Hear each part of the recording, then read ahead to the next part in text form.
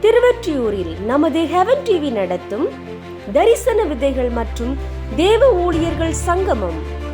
நாள் மே 17, 3வது சனிக்கிழமை. நேரம் காலை 9:30 மணி முதல் மதியம் 1:30 மணி வரை. இடம் பரலோக ஜெப மையம், 59 ஏகவல்லியம்மன் கோயில் தெரு, திருவொற்றியூர், தேரடி மெட்ரோ அருகில், சென்னை 19. தேவ செய்தி சகோதரர் P. Mathew, founder Heaven TV.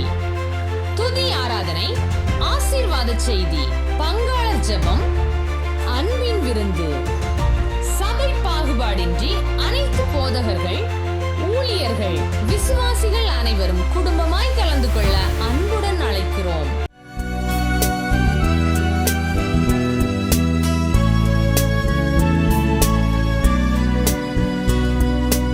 அங்கே தெரியும் வெளிச்சம், அது கலங்கரை தீபமோ. அங்கே தெரியும் வெளிச்சம், அது கலங்கரை தீபமோ. இயேசு ராஜனின் முகத்தின் வெளிச்சமே, இயேசு ராஜனின் முகத்தின் வெளிச்சமே, முகத்தின் வெளிச்சமே. என் இதயம் இயேசுவுக்கு தெரியும், என் வேதனை இயேசுவுக்கு புரியும். என் தனிமை, என் சோர்வுகள் என்னை தேற்றுவார், என்னை தேற்றுவார். என்னோடு திருப்பிக் கொள்ளுங்கள். ஏசாயா 45வது அதிகாரம், அதில் உள்ள 2வது வசனம். நான் உனக்கு முன்னே போய் கோணலானவைகளை செவ்வையாக்குவேன். என் அன்பு தேவ பிள்ளைகளே, நேராகும் பாதைகள் என்ற தலைப்பில் ஒரு சிறிய அன்பின் பகிர்வை நான் உங்கள் மத்தியில் வைக்க விரும்புகிறேன். ஏனென்றால் இந்த நாட்களில் குடும்பங்களிலேயும் சரி, ஊழியங்களிலேயும் சரி, வியாபாரங்களிலேயும் சரி, ஒரு பெரிய காரியம் என்னென்னு சொன்னால், ஒவ்வொருத்தருடைய ஆரம்பமும் மாறிப்போய், ஒவ்வொருத்தருடைய அந்த துவக்கங்களும் மாறிப்போய், அவர்கள் ஆரம்பித்த காரியங்கள் மறக்கப்பட்டு இன்றைக்கு கோணலாய் கிடக்கிறது. இந்த மாதத்திலே ஆண்டவர் சொல்லுகிறார், நான் உனக்கு முன்னே போய் கோணலானவைகளை செவ்வையாக்குவேன். ஏன் கோணி போனது? ஏன் அங்கே அந்த பாதைகள் மறந்து போனது? ஏன் பல இடங்களிலே நாம் மறக்கடிக்கப்பட்டோம்? ஏன் நாம் சில இடங்களிலே துரத்தப்பட்டோம்? ஏன் பலராலே நாம் அவமானப்படுத்தப்பட்டோம்? இப்படியெல்லாம் நீங்கள் யோசித்து பார்த்தீங்கன்னு சொன்னால், நான் உனக்கு முன்னே போய், அவர் எங்கெல்லாம் முன்னே போக வேண்டுமோ அங்கெல்லாம் நாம் அவருக்கு பதில் வேறு சிலரை, வேறு சில காரியங்களை முன்னிறுத்தி கொண்டோம். அதனால தான் அவரால் முன்னால் போக முடியலை. என் அன்பு தேவ பிள்ளைகளே, நீங்கள் ஒரு வியாபாரம் செய்யக்கூடியவர்களாக இருப்பீங்க, நல்ல ஒரு பிஸ்னஸ்மேனாக இருந்தீங்க. உங்களுடைய வியாபாரத்தினுடைய ஆரம்ப நாட்கள் அற்புதமாக இருந்தது. உங்களுடைய வியாபாரத்தினுடைய ஆரம்ப நாட்களில் நீங்கள் ஆண்டவரிடத்தில் அழுது கதறின நாட்கள் உண்டு. காலையில் எல்லாத்தையும் ஆரம்பித்து வச்சு கடையெல்லாம் திறந்து வச்சுட்டு ஆண்டவரேன்னு சொல்லி 2 கைகளையும் உயர்த்தி அழுது கதறின நாட்கள் உண்டு. ஆனால் என் அன்பு தேவ பிள்ளைகளை, இன்றைக்கு வளர்ச்சி வந்த உடனே உங்களுடைய வாழ்க்கையில் ஒரு மாற்றம் வந்து இன்றைக்கு உங்களுடைய வாழ்க்கை, வாழ்வாதாரம், உங்களுடைய லைஃப் ஸ்டைல் எல்லாமே கோணலும் மாணலுமாய் மொத்தத்தில் அது திரும்பி கிடக்கிறது, புரண்டு கிடக்கிறது, உடைக்கப்பட்டு கிடக்கிறது. ஆண்டவர் அதை பார்க்கிறார். என் ஆண்டவர் சொல்லுகிறார், நான் உனக்கு முன்ன போய் கோணலானவைகளை செவ்வையாக்குவேன். விசுவாசிக்கிறீங்களா? அவர் ஏன் முன்னாடி போனா என்னுடைய பாதைகள் நேராக மாறும். என்னோட திருப்பிக் கொள்ளுங்க. 2 நாளாகமும் 14 பாருங்க. இங்கே சொல்லப்பட்டிருக்கிறது, அபியாவினுடைய நாட்கள், அவர் நித்திரை அடைந்த பிறகு அவருடைய மகன் ஆசா ராஜ்யபாரம் கொண்டார். இந்த ஆசாவுடைய நாட்கள் 2வது வசனம் வாசிங்க. ஆசா தன் தேவனாகிய கர்த்தரின் பார்வைக்கு நன்மையும் செம்மையுமானதை செய்தான். நன்மையும் செம்மையுமானதை செய்தான். பாருங்க, ஒரு தேவ மனிதன் அல்லது கிறிஸ்துவின் பிள்ளைகள் வியாபாரம் செய்தாலும், ஊழியம் செய்தாலும், ஒரு நிறுவனத்தை நடத்தினாலும், அல்லது நீங்கள் ஒரு இடத்துல வேலை செய்தாலும், முதலாவது நீங்கள் உங்களுக்குள் எடுக்க வேண்டிய ஒரு பெரிய ஒரு பிரதிஷ்டை என்ன தெரியுமா? கர்த்தரின் பார்வைக்கு நன்மையும் செம்மையானதையும் செய்ய வேண்டும் என்று சொல்லக்கூடிய ஒரு உறுதிப்பாடு நமக்குள்ள வரணும். நான் என்ன நடந்தாலும் நான் நன்மையும் செம்மையும் செய்வேன். இவர் அபியா தன்னுடைய தகப்பனிடத்திலிருந்து கற்றுக்கொண்ட காரியங்கள் இது. அவன் ஆட்சியில் வந்தவுடன், ராஜ்ய பாரம் பொறுப்படுத்தவுடன் அவர் செய்த காரியங்கள் 3-4 வசனங்களிலே சொல்லப்பட்டிருக்கிறது. அந்நிய தேவர்களின் பலிபீடங்களையும் மேடைகளையும் அகற்றி சிலைகளை உடைத்து விக்கிரக தோப்புகளை வெட்டி தங்கள் பிதாக்களின் தேவனாகிய கர்த்தரை தேடவும் நியாயப்பிரமாணத்தின்படியும் கற்பனையின்படியும் செய்யவும் யூதாவுக்கு கற்பித்து. நல்லா கவனித்துக் கொள்ளுங்க ஐயா. ஒரு மனிதனுடைய வாழ்க்கை கோணலாய் கிடக்கிறது என்று சொன்னால், முதலாவது அவன் செய்ய வேண்டிய காரியம், அகற்ற வேண்டிய காரியத்தை அகற்ற வேண்டும், உடைக்க வேண்டிய காரியத்தை உடைக்க வேண்டும், வெட்டி போட வேண்டிய காரியத்தை வெட்டி போட வேண்டும். எல்லாவற்றுக்கும் மேலே இதெல்லாம் நீங்கள் செய்யும் பொழுது கர்த்தரை தேடக்கூடிய ஒரு இருதயம் நமக்குள்ள உண்டாகும். தேவனுக்கு பிரியமில்லாமல் என்கிட்டையும் உங்ககிட்டையும் என்ன இருக்கோ அது எல்லாமே விக்கிரகம். கர்த்தரை மகிமைப்படுத்த வேண்டிய இடங்களில் ஆண்டவருக்கு கொடுக்க வேண்டிய அந்த இம்பார்ட்டன்ஸ், அவருக்குன்னு ஒரு இடம் வச்சிருந்தா அந்த இடம் அவருக்குரியது. கர்த்தரை எப்போ தேடணுமோ அப்போ நம்ம தேடாமல் இருப்பதனால சில நேரங்களில் நாம் அவரை தேட மறந்ததினால் அவரும் நம்மை மறக்கிறார். என் அன்பு தேவ பிள்ளைகளே, இங்கே சொல்லப்பட்டிருக்கிறது, அவன் இதெல்லாம் செய்த உடனே அந்த தேசம் அமெரிக்கையாக இருந்தது. அப்போது அவன் செய்த இன்னொரு காரியம் என்ன தெரியுமா? அங்கே ஒரு பெரிய ஒரு காரியத்தை அவன் செஞ்சிருக்கிறான். என்னோட திருப்பிக் கொள்ளுங்க. இங்கே 8வது வசனத்தை சொல்லப்பட்டிருக்கிறது. இங்கே அவன் ஆசா என்ன செய்கிறாரு? ஒரு 5 லட்சம் பராக்கிரமசாலிகளை கொண்டு, தேசம் அமெரிக்கா தானே இருக்குது, எல்லாமே ஆயத்தம், போய் ஒரு பெரிய ஒரு யுத்தத்தை நாம் என்ன செஞ்சிடணும், முடித்து விட வேண்டும் என்று சொல்லி அவன் என்ன செய்கிறான்? ஒரு 3 லட்சம், அடுத்தது வில்லை நாணேற்றுகிற 2 லட்சம், மொத்தத்தில் அவன்கிட்ட இருந்தது 5 லட்சம் பராக்கிரமசாலிகள். என் அன்பு தேவ பிள்ளைகளே, குடும்பமானாலும் சரி, ஊழியத்திலையும் சரி, ஒரு வியாபாரம் செய்யக்கூடிய ஒரு மனுஷனாக இருந்தாலும் சரி, முதலில் உங்கள் முன்னாடி நிற்கக்கூடிய எதிரி யார் என்று தெரிய வேண்டும். இங்கே இருக்கக்கூடிய உங்கள் நிறைய பேருக்கு உங்களுக்கு யார் எதிரினே தெரியாது. எதிரி யார் என்று தெரியவில்லை என்றால் நீங்கள் எப்படி போராட முடியும்? இவன் தான் என் எதிரி, இதுதான் என்னுடைய எதிரி, இதை முறியடிக்கணும். எனக்கு ஒரு பலகீனம் இருக்குது, அது என் எதிரி, அதை நான் முறியடிக்கணும். அப்படி நான் முறியடிக்கணும்னா முதலில் என்னுடைய பலகீனத்தை நான் கண்டுபிடிக்கணும். முதலில் எனக்கு முன்னாடி நிற்கக்கூடியவன் யாருங்கிறது தெரிஞ்சிருக்கணும். ஆனால் இங்கே என்ன பிரச்சனை? அங்கே பாருங்க, 9வது வசனத்தை வாசிங்கம்மா. அவர்களுக்கு விரோதமாக எத்தியோப்பியனாகிய சேரா 10 லட்சம் பேர்கள் சேர்ந்த சேனையோடும் 300 ரதங்களோடும் புறப்பட்டு மசேரா மட்டும் வந்தான். இவனுக்கு முன்னாடி வரக்கூடியவன் யாரு? 10 லட்சம் சேனை, 300 ரதத்தோட ஒரு எத்தியோப்பியன் வந்து நிற்கிறான். அந்த எத்தியோப்பியனுடைய பேர் என்ன சொல்லப்பட்டிருக்குது? சேரா. என் முன்னாடி ஒரு பெரிய ஒரு பிரச்சனை வந்து நிற்குது. அதுலேயும் அவங்க நிற்கக்கூடிய அந்த இடம் செப்பத்தா பள்ளத்தாக்கிலே அவர்கள் எல்லாம் அணி வைத்து யுத்தத்துக்கு ரெடியாக நிற்கிறாங்க. இன்றைக்கி நம்முடைய வாழ்க்கையில் இப்படி தான், எல்லாமே நமக்கு கரெக்டாக இருக்கும். கைகூடி வரக்கூடிய நேரம் நம்ம முன்னாடி நிற்கக்கூடிய எதிரி யாருன்னு தெரியாததுனால நம்மால் வெற்றி கொள்ள முடியலை. என் பிரச்சனை யார்? இந்த பிரச்சனையிலேருந்து எப்படி நான் தப்பித்துக் கொள்வது? இந்த பலகீனத்திலிருந்து நான் எப்படி தப்பித்துக் கொள்வது? இன்றைக்கு அநேக நேரங்களில் நான் உங்களுக்கு சொல்லுகிற காரியம், பிரச்சனைகளை தூக்கி கொண்டு நடக்கக்கூடிய அனுபவத்தோடு இருக்கிறோம். கவலைகளை தூக்கி கொண்டு ஓடக்கூடிய அனுபவம். ஒரு மனுஷன் கூட, கிறிஸ்துவின் பிள்ளைகளாகிய நமக்குள்ள இந்த சிந்தனை வரணும், இது என் பிரச்சனை, இந்த பிரச்சனையை நான் ஓவர் கம் பண்ணணும், இந்த கவலையை நான் ஓவர் கம் பண்ணணும். கர்த்தர் நம்மை அழைத்திருப்பது, அவருடைய பரிசுத்த ஆவியினாலே நம்மளை முத்தரித்திருப்பது எதற்காக? வரக்கூடிய பிரச்சனைகளை மேற்கொள்வதற்கு. பிரச்சனைகளை நீங்கள் வைங்க. பிரச்சனைகளை வைக்கிறதுக்கு தான் அவர் தெளிவாக சொல்கிறாரு. உங்கள் கவலைகளை எல்லாம் என் மேலே வச்சிருப்பா, நான் பார்த்துக்கிடுறேன். ஆனால் நம்ம வைக்க மாட்டோம். நம்முடைய பிரச்சனை என்னென்னா, வாய் திறந்தா பிரச்சனை, ஃபோன் எடுத்தா பிரச்சனை, ஆனால் கால் மிதிச்சா சண்டை. எங்கே பார்த்தாலும் என்ன செய்கிறோம்? பிரச்சனைகளை விலை கொடுத்து வாங்குகிறோம். அது மாத்திரமல்ல, நமக்குள் இருக்கக்கூடிய ஒரு மிகப்பெரிய காரியம், என் முன்னாடி இருக்கக்கூடியவனுடைய அல்லது எனக்கு முன்னாடி இருக்கக்கூடிய அந்த பிரச்சனையுடைய மதிப்பு என்ன தெரியாது, தெரியவே தெரியாது. அப்போது இதில் நான் வெற்றி சிறக்க முடியுமா முடியாதான்னு எனக்கு தெரியாது. அப்போ நம்ம செய்ய வேண்டிய காரியம் என்ன தெரியுமா? வசனம் மிக தெளிவாக சொல்ல 11வது வசனம் 2 நாளாகமும் 14:11.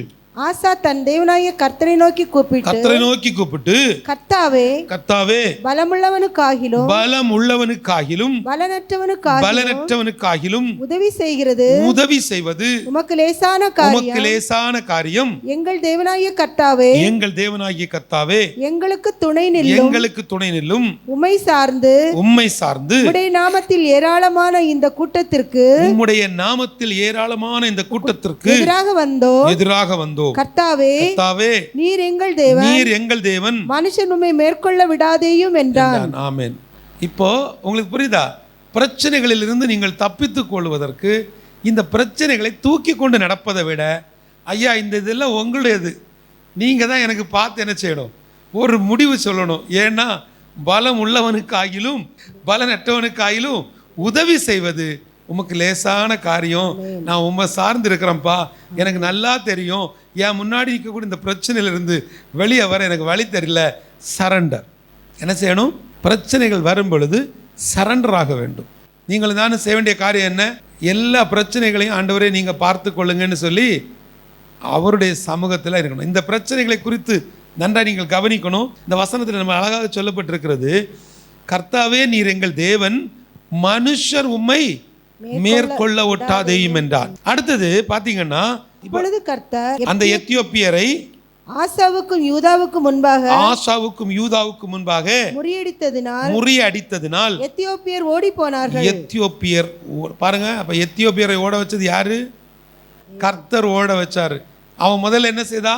எத்தியோப்பியரை பார்த்த உடனே 10 லட்சம் பேர், 300 ரதங்கள், என்னால் என்ன செய்ய முடியும், அந்த ஒரு எண்ணம் அவருக்குள்ளால என்ன இருந்திருக்கு. ஆனால் இப்போ என்ன நடந்து போச்சு? கர்த்தர் அவர்களை முறியடித்தார், ஓட வச்சாச்சு. இப்போ நீங்கள் ஒரு காரியத்தை தெரிந்து கொள்ளுங்க. இந்த வசனத்தில் தேவன் நமக்கு நல்ல ஒரு அழகான ஒரு வார்த்தையை வைத்திருக்கிறார். 13வது வசனம் சொல்லுகிறது, அவர்களை ஆசாவும் அவனோடு இருந்த ஜனங்களும் கேரார் மட்டும் துரத்தினார்கள். பிரச்சனைகளை கர்த்தரிடத்தில் ஒப்பு கொடுத்தா அவர் என்ன செய்வார்? அந்த பிரச்சனைகளை முழுக்க ஓட வைப்பார். நீங்கள் அப்போ என்ன செய்யலாம்? எளிதில் துரத்தலாம். அந்த சத்துருவை நீங்கள் எளிதில் என்ன செய்யலாம்? மேற்கொள்ளலாம். ஏன்னா கர்த்தர் ஓட வச்ச பிறகு நம்ம துரத்துறது ரொம்ப எளிது. இன்னைக்கு பிஸ்னஸ் பண்ணக்கூடிய நிறைய சகோதரர்கள், வியாபாரம் செய்யக்கூடிய அநேக நண்பர்கள், இப்போ நிறைய சகோதரிகள் இப்போ பிஸ்னஸ் பண்ண ஆரம்பிச்சிட்டாங்க. பெரிய இன்வெஸ்ட்மெண்ட்லாம் செய்ய ஆரம்பிச்சிட்டாங்க. எந்த இடத்துல நீங்கள் இருந்தாலும், நீங்கள் செய்யக்கூடிய வியாபாரத்தில், நீங்கள் செய்யக்கூடிய வேலையில், நீங்கள் வீட்டில் இருக்கும் பொழுது, நீங்கள் ஊழியத்தில் இருக்கும் பொழுது, எப்போதும் அவரை சார்ந்து இருக்கும் பொழுது கர்த்தர் நம்மை கிருபையாய் காத்துக்கொள்வார். ஏனென்று சொன்னால் அந்த அடுத்த வார்த்தையை வாசிங்க. எத்தியோப்பியர் திரும்ப பலம் கொள்ளாதபடிக்கு முறிந்து விழுந்தார்கள். கர்த்தருக்கும் அவருடைய சேனைக்கு முன்பாக நொறுங்கி போனார்கள். அவர்கள் மிகுதியாக கொள்ளையடித்து, போதும். அதாவது ஒவ்வொரு மனுஷனையும் எழும்ப விடாதபடிக்கு ஒவ்வொருத்தருக்குள்ளேயும் ஒரு எதிரி இருக்கிறான், ஒரு விரோதி இருக்கிறான், ஒரு சத்துரு இருக்கிறான். ஆனால் இந்த பிரச்சனைகள் எல்லாவற்றையும் திரும்பியே பார்க்காத அளவுக்கு அதை துரத்தி விடுவதற்கு, அதை மொத்தமாக முறிந்து விழச் செய்வதற்கு தேவனிடத்தில் வல்லமை உண்டு. அதுக்கு என்ன செய்யணும்? ஒட்டு மொத்தமாக அவரிடத்தில் சாஞ்சிடணும். ஆண்டவரே, பலன் உள்ளவனுக்காயிலும் பலனற்றவனுக்காயிலும் உதவி செய்வது உமக்கு லேசான காரியம். நீர் என்னை எடுத்து பயன்படுத்தோப்பா. என்கிட்ட ஒன்றுமே இல்லைப்பா, நான் எல்லாத்தையும் உம்முடைய சமூகத்தில் சரண்டர் அடைகிறேன், நான் உம்மை மட்டும் சார்ந்து இருக்கிறேன்னு சொல்லணும். நல்லா தெரிந்து கொள்ளுங்க நண்பு தேவ பிள்ளைகளை, கோணலாய் கிடக்கக்கூடிய உங்களுடைய பாதையை நேராக மாற்றுவதற்கு, செவ்வைப்படுத்துவதற்கு இயேசுவால் மட்டும்தான் முடியும். அவர் மட்டும்தான் உங்கள் வாழ்க்கையை நேராக மாற்ற முடியும். அவர் நேராக மாற்ற வேண்டுமானால் முதலாவது நீங்கள் அவரை தேட வேண்டும். ரெண்டாவது, உங்களுடைய தனிப்பட்ட வாழ்க்கையில் நீங்கள் நடக்கிற நடை அல்லது உடுக்கிற உடை, நீங்கள் பார்க்கிற பார்வை, இது எல்லாம் தேவனுக்கு உகந்ததாக இருக்கணும். வாக்குத்தத்த வசனங்கள் ஒரு நாள் உங்களை ஏமாற்றாது. உங்கள் வாழ்க்கையில் அந்த வசனம் நடக்காமல் போனதற்கு என்ன காரணம்னு சொல்லி நீங்கள் யோசிக்கணும். எனக்கு ஆண்டவர் கொடுத்த வார்த்தை நடக்கலைங்க, அது நிறைவேறலை. ஏன் அந்த வார்த்தை நிறைவேறாமல் போனதற்கு ஏதோ ஒரு காரியம், ஏதோ ஒரு விஷயம் தேவனுக்கு பிரியமில்லாததோ அல்லது தேவன் விரும்பாத ஏதோ ஒன்று என் வாழ்க்கையில் இருக்கிறது, அல்லது என்னுடைய வாழ்க்கை தேவனுக்கு நேராக இல்லை, கோணலான பாதைகளின் வாழ்க்கையில் கோணலான வழிகளை இன்றைக்கு நான் இருக்கிறேன், என்னுடைய வழிகள் கோணலாய் போய் கொண்டிருக்கிறது, எனக்குள்ளால இருந்து சில காரியங்கள் வெளிப்படுகிறது, எனக்குள்ளிருந்து வெளிப்படக்கூடிய கிரியைகளில் தேவன் மகிமைப்படலைங்கிறத நீங்கள் உணர்ந்து கொள்ளும் பொழுது அந்த இடத்துல உங்களை ஏந்தி தாங்கி சுமந்து தப்புவிப்பதற்கு கர்த்தரே இறங்கி வருவார். என் அன்பு தேவ பிள்ளைகளை, நீங்கள் எதை செய்தாலும் கர்த்தருக்கு முன்பதை நன்மையும் செம்மையுமாய் நீங்கள் செய்யும் பொழுது ஆண்டவர் கூட இருந்து காரியங்களை வாய்க்க பண்ணுவார். இந்த நாள் இன்றைக்கு 2025 5 வருஷம் ஆக போகுது. இன்று கூட அநேக சகோதரர்கள் அநேக பிஸ்னஸ் எப்படி இருக்கு, கொரோனாவுக்கு போகிற முந்திய மாதிரி இல்லை அப்படிம்பாங்க. இந்த நாட்களில் நீங்கள் இன்னமும் கொரோனா வந்த நாட்கள்லேருந்தே நான் இப்படி இருக்கிறேன். எத்தனை குடும்பங்கள் இன்றைக்கும் இந்த தரிசனத்திற்கு உதவி செய்த எத்தனையோ குடும்பங்கள் கொரோனாவுக்கு பிறகு அதை தொடர முடியலை. கேட்டால் ஒரே வார்த்தையில் சொல்லிடுவாங்க, அது கொரோனாவுக்கு பிறகு ரொம்ப கஷ்டம். இல்லை, கொரோனா நாட்களில் தான் கர்த்தர் உங்களை நேசிக்க ஆரம்பித்தார்.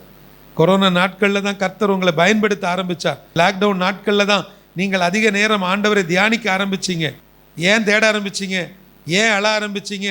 அடுத்த மரணம் என் வீட்டில் வந்துடக்கூடாது, அடுத்த ஒரு பெரிய ஒரு மனவேதனையான சம்பவம் என் தெருவுக்குள்ளே நடந்துடக்கூடாதுன்னு சொல்லி கண்ணீர் விட்டு அழுதோம். பாருங்க, இந்த அரசன் எல்லாவற்றையும் ஆண்டவருடைய சமூகத்தில் எல்லாவற்றையும் அவன் ஒப்பு கொடுத்த பொழுது எத்தியோப்பியர் திரும்ப பலம் கொள்ளாதபடிக்கு, உங்களுடைய சத்துருக்கள் திரும்ப எழும்ப முடியாதபடிக்கு கர்த்தர் உங்கள் காரியங்களில் கூட இருப்பார். என் அன்பு தேவ பிள்ளைகளே, ஆண்டவர் நமக்காக வைத்திருக்கக்கூடிய நன்மைகளை நீங்கள் உணர்ந்து கொள்ள வேண்டும்.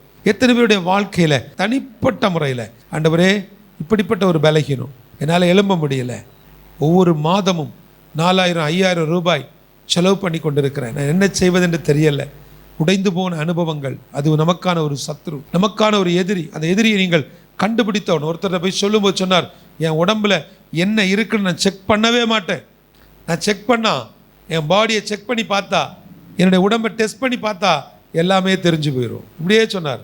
இப்போ அவர் இல்லை. அவர்கிட்ட நான் அடிக்கடி சொல்லுவேன், ஐயா ஒரு முறை ஒரு சின்ன பாடி செக்கப் பண்ணுவோம் ஐயா. இல்லை இல்லை இல்லை இல்லை, என்னை டெஸ்ட் பண்ணி பார்த்தா எங்களோட எல்லா பிரச்சனைகளும் வெளியே தெரிஞ்சிடும்னு. பாருங்கள், நீங்கள் டெஸ்ட் பண்ணி பார்த்தீங்கன்னா எல்லா பிரச்சனைகளும் தெரிஞ்சிடும். அந்த பிரச்சனைகளை முறியடிப்பதற்கு, அந்த பிரச்சனைகளை தகர்ப்பதற்கு, அதை உடைப்பதற்கு கர்த்தர் வழி வாசல்களை வைத்திருக்கிறார். அவருடைய பரிசுத்த இரத்தத்தினால உங்கள் வாழ்க்கையில் ஒரு மாற்றத்தை கர்த்தர் தருவார். அவருடைய இரத்தம் மட்டும்தான் நம்முடைய வாழ்க்கையை மாற்றும். அவருடைய இரத்தம் மட்டும்தான் நம்முடைய கோணலான வழிகளை செவ்வையாய் மாற்றுவது மாத்திரமல்ல, நம்முடைய பாதைகளை அவர் நேராக்க செய்வார். நம்முடைய பார்வைகள், என் பார்வை மாறும். நீங்கள் வியாபாரம் செய்கிறீங்களா? You are business man.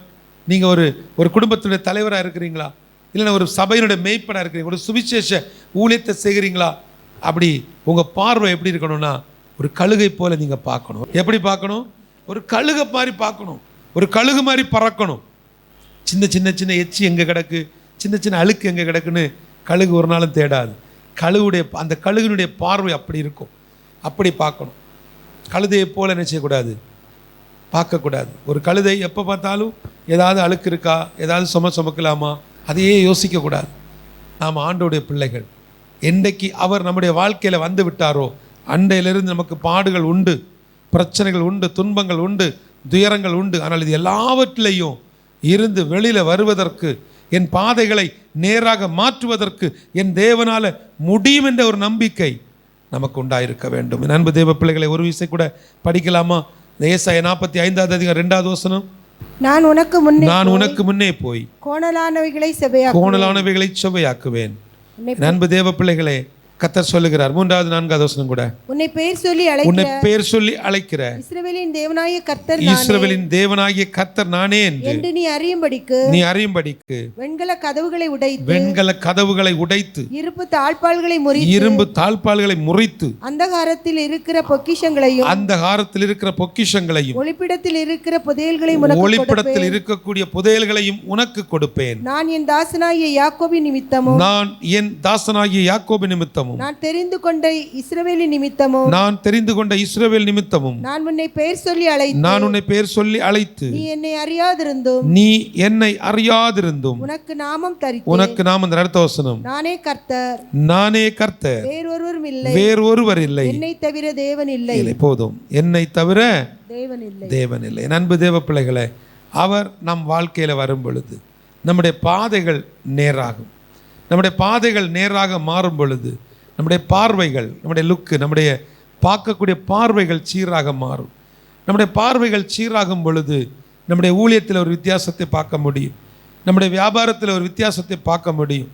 பெற்றோர்களாகிய நம்முடைய பார்வை நம்முடைய பிள்ளைகளின் மேலே அந்த ஒரு சீரான பார்வை, ஒரு நேரான பாதையை நம்முடைய பிள்ளைகளுடைய தனிப்பட்ட வாழ்க்கையில் நீங்கள் பார்க்க முடியும். திருமணத்துக்காக காத்து கிடக்கக்கூடிய எத்தனையோ குடும்பங்கள் உண்டு. திருமணத்திற்காக கண்ணீர் விட்டு கொண்டிருக்கக்கூடிய எவ்வளவோ பிள்ளைங்க இருக்கிறாங்க. எத்தனையோ பேர் தங்கள் பிள்ளைகளுடைய எதிர்காலத்தை குறித்து அழுது கொண்டு இருக்கலாம். ஆனால் உங்களுடைய பார்வை மாறிடக்கூடாது.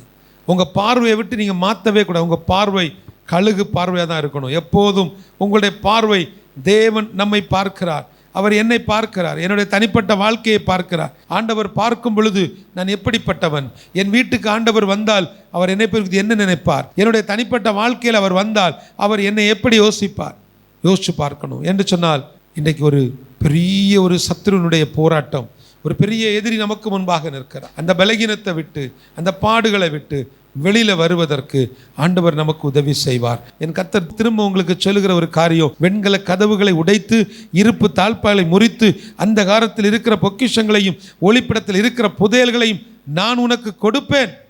அதுக்கு தேவை என்ன? உங்கள் பாதைகள் சீராகணும், உங்களுடைய பாதைகள் நேராக மாறணும்.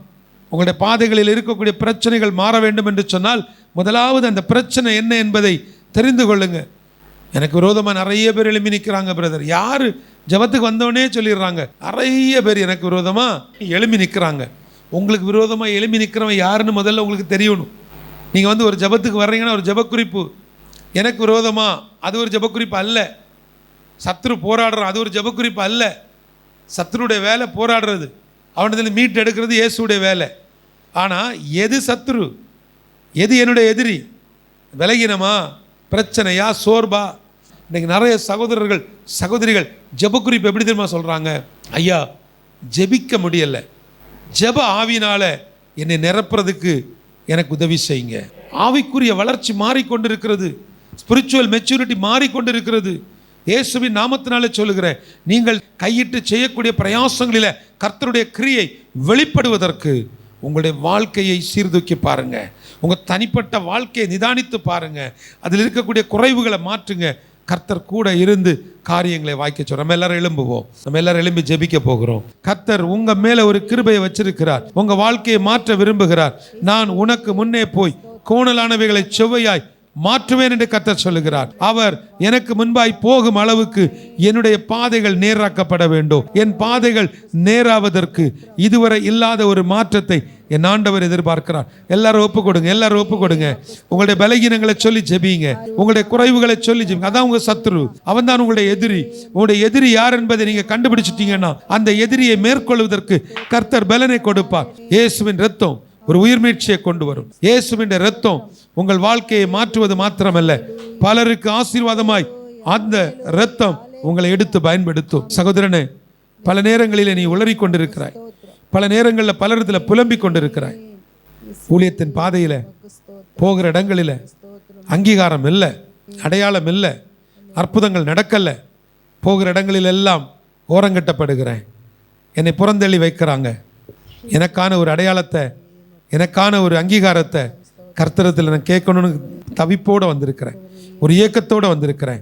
சகோதரனை கர்த்தர் சொல்லுகிறார், நான் ஓ முன்னாடி போவேன், எல்லா கோணல்களையும் செவ்வாயை மாற்றுவேன், இதுவரைக்கும் இல்லாத மாற்றத்தை உனக்கு கொடுப்பேன். எப்போ இந்த தேவ ஊழியர்கள் சங்கமத்துக்குள்ள, இந்த ஒரு மனதுக்குள்ள நீ வந்துட்டீங்களோ, எப்போ இந்த அப்போஸ்தலர் அனுபவத்துக்குள்ள வந்துட்டீங்களோ, இயேசுவின் நாமத்தினால கர்த்தர் சொல்லுகிறார், நான் முன்னாடி போய் கோணலானவைகளை செவ்வையாய் மாற்றுவேன். நான் உனக்கு போதித்து நீ நடக்க வேண்டிய வழியை உனக்கு காட்டுவேன். உண்மையில் என் கண்ணை வைத்து உனக்கு ஆலோசனை சொல்லுவேன். சில இடங்களில் நீ மனிதர்களால் துன்பப்படுத்தப்படுகிறாய். உன்னத்தில் இருக்கக்கூடிய கிருபை வரங்களை, உன்னத்தில் இருக்கக்கூடிய சத்தியத்தின் தெளிவுகளை பேசுவதற்கு வாய்ப்புகள் கிடைச்சாலும் அங்கே போக முடியாதபடிக்கு வரக்கூடிய தடைகளை இயேசுவின் நாமத்தினால கடிந்து கட்டி அப்புறப்படுத்தி செபிக்கிறேன். இன்றைக்கும் கர்த்தர் ஒரு புதிய வாசலை திறந்து உங்களுக்காக, என் அன்பு சகோதரனே, நீங்கள் செய்யும் ஊழியத்தில், நீங்கள் செய்யும் நடத்தி வரக்கூடிய இந்த ஆராதனையில் கர்த்தர் ஒரு புதிய பாதையை திறந்து உங்கள் பாதைகளை நேராக மாற்றி, நான் உனக்கு முன்னே போய் கோணலானவைகளை செவ்வையாய் மாற்றுகிறேன் என்று கர்த்தர் சொல்லுகிறார். என் அருமை சகோதரியே, பல நேரங்களில் உனக்குள்ள ஒரு பெரிய போராட்டம், இவ்வளவு சம்பாதிச்சோம், இவ்வளவு கஷ்டப்பட்டோம், இன்னும் நமக்குன்னு ஒரு வீடு இல்லையே, நமக்குன்னு ஒரு சேமிப்பு இல்லையே, மற்ற குடும்பங்களைப் போல் அல்ல, என் வீட்டுக்குள்ளால இவ்வளவு வறுமை, இவ்வளவு தரித்திரம். சகோதரி, கர்த்தர் உன்னை குறித்து தான் பேசி கொண்டிருக்கிறார். அப்பா என் கூட பேசுங்கன்னு சொல்லுங்க. டாடி என் கூட பேசுங்கப்பா. மனுஷங்க பேசல, குடும்பத்தில் உள்ளவங்க பேசல, கணவன் வீட்டில் உள்ளவங்க தள்ளி வச்சிருக்கிறாங்க, மனைவி வீட்டில் என் குடும்பத்துக்கு கூட இருக்கக்கூடியவங்க எல்லாரும் என்னை தள்ளி வச்சிருக்கிறாங்க. என்னை பார்க்குற பார்வை வேறா இருக்கிறது, என்னிடத்துல பேசுகிற பேச்சு ஒன்றா இருக்கிறது, ஆனால் நடக்கிற செயல் ஒன்றா இருக்கிறது. எல்லோருக்கும் என்னிடத்துல எதிர்பார்ப்பு, நீ நல்லா தானே இருக்கிற, எங்களுக்கு தந்தா என்னங்கிற எதிர்பார்ப்பு. ஆனா உன் இருதயத்துக்கு தான் தெரியும் நீ படுகிற பாடு என்னன்னு. கர்த்தர் உனக்காக ஒரு புதிய வாசலை திறந்து இதுவரை இல்லாத ஒரு புதிய நன்மையை, இதுவரை இல்லாத ஒரு புதிய காரியத்தை உன் வாழ்க்கையில செய்வார். கர்த்தர் சொல்லுகிறார், நான் உனக்கு கூட இருந்து நான் உன்னை விட்டு விலகுவதும் இல்லை, உன்னை கைவிடுவதும் இல்லை. நான் உனக்கு செய்யும் காரியம் பயங்கரமாயிருக்கும். உன் குடும்பத்தில் உள்ளவர்கள் உன்னை இனி தேடி வருவார்கள், பணத்துக்காக அல்ல. எனக்காக ஜெபிக்க மாட்டாயா? எனக்காக நீ ஜெபி, உன்னுடைய ஜெபத்தில் எங்களை நினைத்துக்கொள் என்று சொல்லி அவர்கள் உன்னை தேடி வருவார்கள். இயேசுவின் நாமத்தினால என் அன்பு சகோதரனே, இத்தனை நாட்கள் இல்லாத ஒரு புதிய மாற்றத்தை கர்த்தர் உனக்கு தருகிறார். ராஜாக்களும் அதிகாரிகளும் இருக்கிற இடங்களில உனக்காக ஒரு வாசலை ஏற்படுத்தி, உனக்காக ஒரு புதிய தளத்தை ஏற்படுத்தி கர்த்தர் உன்மேல கிருபையா இருக்கிறார். உனக்காக அடைக்கப்பட்ட, உன் கண்ணு முன்னாடி உன் பார்வையில அடைக்கப்பட்ட வாசல்களை கர்த்தர் உனக்காக திறக்கிறார். ஏனென்றால் நீ அவருடைய பிள்ளையா இருக்கிறபடியால், ஏனென்றால் நீ அவருக்காய் நிற்கிறபடியால். ஆண்டவரே, இந்த நேரத்திலையும் கூட நீர் எங்களோடு இடைப்பட்டதுக்காய் நன்றி செலுத்துகிறோம். விசேஷமாக இன்றைக்கும் தொலைக்காட்சி வழியாக இந்த வார்த்தைகளை கேட்டு என்னோடு ஜெபித்துக் கொண்டிருக்கக்கூடிய என் அன்பு சொந்தங்களுக்காய் ஜெபிக்கிறேன், என் அன்பு பிள்ளைகளுக்காய் ஜெபிக்கிறேன், பெரியவர்களுக்காய் ஜெபிக்கிறேன், அங்கிள் ஆண்டிக்காய் ஜெபிக்கிறேன். உடைய பரிசுத்த கரம் இவர்களை தொடட்டும் ஆண்டவரே. தங்களுடைய சம்பாத்தியத்தில், தங்களுடைய சேமிப்பில் ஒரு பகுதியை எடுத்து ஹெவன்ஸ் கார்டனுக்காய் விதைப்பது, அந்த இடத்துல விதைப்பது மாத்திரமல்ல, இந்த கட்டடத்தை கட்டி முடித்து ஆகஸ்ட் 15 முதல் ஆண்டவரே ஏழைகள், திக்கற்றோர்கள், முதியோர்கள் பராமரிக்கப்படுவதற்கு, பசி ஆற்றுவதற்கு, காயம் கட்டப்படுவதற்கு கர்த்தர் புதிய ஸ்பான்சர்களை எழுப்பிக் கொண்டிருப்பதற்காய் நன்றி ஆண்டவரே. இந்த தரிசனத்திற்கான பண்டக சாலையை நிரப்புவதற்காய் நன்றி. என் அருமை தேவ ஊழியர்களை, சபையில வந்து ஜனங்கள் தசம பாகங்களாய் கொடுக்கிற அந்த பண்டக சாலை நிரம்பும் பொழுது அதிலிருந்து ஒரு பகுதியை எடுத்து இந்த ஹெவன்ஸ் கார்டனுக்காய் விதையுங்கள். வருகிற தலைமுறை ஒரு பெரிய ஒரு பரலோக முதலீடா இதை பார்க்கும். வருகிற தலைமுறைக்கு இந்த ஹெவன்ஸ் கார்டன் ஒரு பெரிய பொக்கிஷமாய் மாறும். அந்த காலத்தில் இருக்கிற பொக்கிஷங்களையும் ஒளிப்பிடத்தில் இருக்கிற புதையல்களையும் நான் உனக்கு கொடுப்பேன் என்று கர்த்தர் சொல்லுகிறார். அன்பு தேவ பிள்ளைகளே, இதுவரை இல்லாத மாற்றத்தை பார்க்க போகிறீங்க. ஏன் தெரியுமா? நான் உனக்கு முன்னே போய் கோணலானவைகளை செவ்வையாக்குவேன். கிருபையும் இரக்கமும் நிறைந்தவரே, பரிசுத்தமுள்ள நல்ல தெய்வமே, உமக்கு நன்றி செலுத்துகிறோம். இந்த நாளிலேயும் கூட நீர் எங்களோடு இடைப்பட்டது மாத்திரமல்ல, நீர் எங்களோடு பேசி இருக்கிறீர், எங்களை தொட்டு இருக்கிறீர். அநேகர் மேல அப்பாவுடைய கரம் பட்டிருப்பதற்காய் நன்றி. உடைய பரிசுத்த தொடுதலை நாங்கள் உணர்ந்து கொண்டிருப்பதற்காய் நன்றி. துதிகனமையும் எல்லாவற்றையும் அப்பா ஒருவருக்கே செலுத்துகிறேன். இயேசுவின் மூலம் ஜெபிக்கிறேன் நல்ல பிதாவே. வெறும் 10 ரூபாய்க்கு டேஸ்டியான ஃபர்ஸ்ட் கிளாஸ் பிரீமியம் லஞ்ச், அதுவும் நம்ம நாஞ்சில் நாட்டுல. எஸ், நம்ம கன்னியாகுமரி மாவட்டத்துக்கு பெருமை சேர்க்கும் மற்றொரு மணிமகுடமாய் 2025 ஆகஸ்ட் 15 முதல் ஹெவன்ஸ் கார்டன் உணவு, உறைவிடம், முதியோர் பராமரிப்பு ஆகியவற்றிற்கான லாப நோக்கமற்ற மனிதநேய சேவை நம் நாஞ்சில் நாட்டு மண்ணில் வருகிற ஆகஸ்ட் 15 முதல் முதியோருக்கான நம்ம ஹெவன்ஸ் கார்டனில் பகல் நேர முதியோர் பராமரிப்பு, உழைப்போருக்கான 10 ரூபாய் மலிவு விலை மதிய உணவு மற்றும் வேலை மற்றும் பணியின் காரணமாக கன்னியாகுமரி வருவோருக்கு உணவு, தங்குமிடம் போன்ற கவலைகளுக்கு நிரந்தர தீர்வாய் இருக்கவே இருக்கு ஹெவன்ஸ் கார்டன். இனி வரும் தலைமுறைக்கான பரலோக முதலீடு. For more details call 7397717397. மலைகளை பெய்திடும் விசுவாசம் இல்லையே, ஆனாலும் என்னை குறைவின்றி நடத்தினீ. மலைகளை பெய்திடும் விசுவாசம் இல்லையே, ஆனாலும் என்னை குறைவின்றி நடத்தினீ. நன்றி ஐயா, உமக்கு நன்றி.